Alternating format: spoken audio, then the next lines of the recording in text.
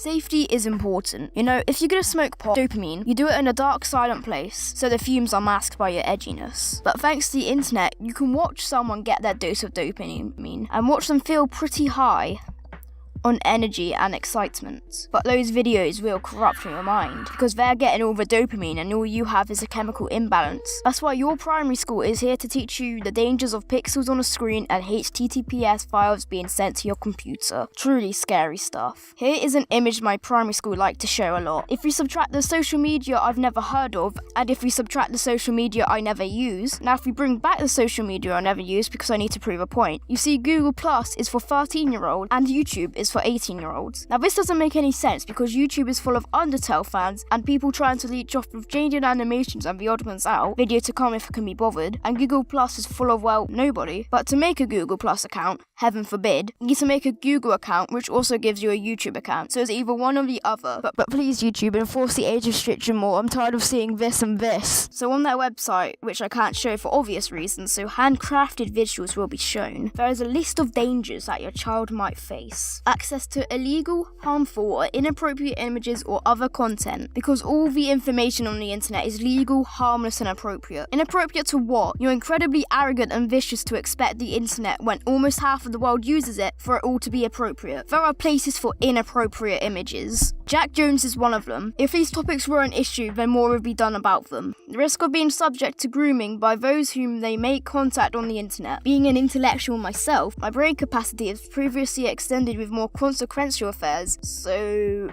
that solves nothing. The sharing/distribution of personal images without an individual's consent or knowledge. Well, it's your fault if you send the image and see no repercussions with free will. Inappropriate communication/contact with others, including strangers. Strangers you could get to know and become non-strangers with, granted they're not Nazi pedophiles. Or if you're into that, that's fine.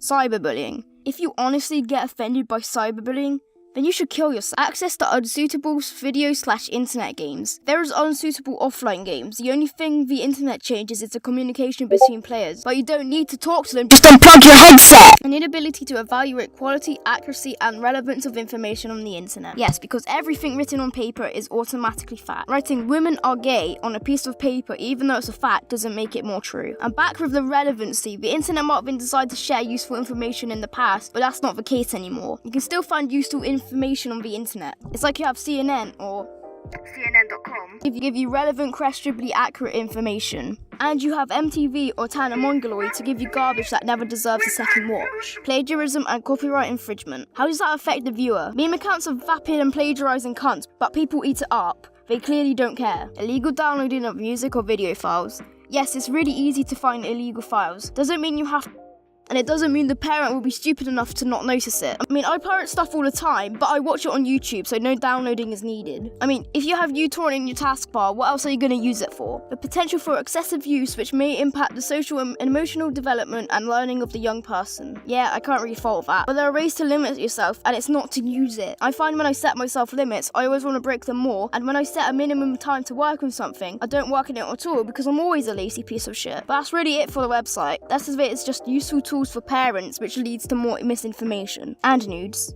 Let the capital tongue twist the tongue twist Yes, internet safety, news round caught in the verb, 9th of February 2010, by the children's BBC. Adolf Hitler! An instant classic for those in school or with very little school life. Did you know there's a fantastical world where you can be whoever you want and do whatever your heart desires? Yes, real life if you don't get caught. Oh, I didn't know VR chat had concept art. But it's also the place where Evil Arrow lives. I thought clickbait was a birth of the website. Ah yes, our heroine. A bit inappropriate for a kids network. Oh, the internet gives you a wig too. The internet truly is a magical place. How you doing? Can afford to pay Habbo, huh? Hi, I'm White Knight. Lucy kept her password on her mobile. Why didn't you take her phone? Okay, hold my bag for me. They were able to get onto her profile. If you're going to pay attention to someone walking up to you and taking something out of your bag, then you're a fucking idiot. Her profile. What shall we put? I fancy Darren. What, that spotty kid in year 9? How is that an issue? I mean, you don't have anything private on a public account, then what are they going to do? And if they do something, you can change your password, delete your account, change the password and delete the account. Fuck it. You can just tell your so-called friends that you were hacked. They say stuff about everyone. Yeah, then they'll all hate her. They didn't. What could possibly be done to prevent the spread of it? Lucy felt alone and upset. If you honestly get offended by cyberbullying, then you should kill yourself. And Lucy told her dad everything, and he called the police. They said it was bullying, and that Lucy could have told someone sooner. What they failed to mention was they weren't arrested because they were cyberbullying. They were arrested because it falls under the Protection of Harassment Act. The internet was not a factor in this at all. What's the matter? Home stuff. My parents are really horrible. Yeah, mine too. Ugh, yeah, it must suck to be in a happy middle-class family with a home, internet access, and no restrictions on it. By the time he was 13, he was playing every night after school. He was so busy getting better and better that some nights he didn't have time to go to bed. I'm sure the same thing was said about TV and the radio. I'm sure they thought that Comedy Gang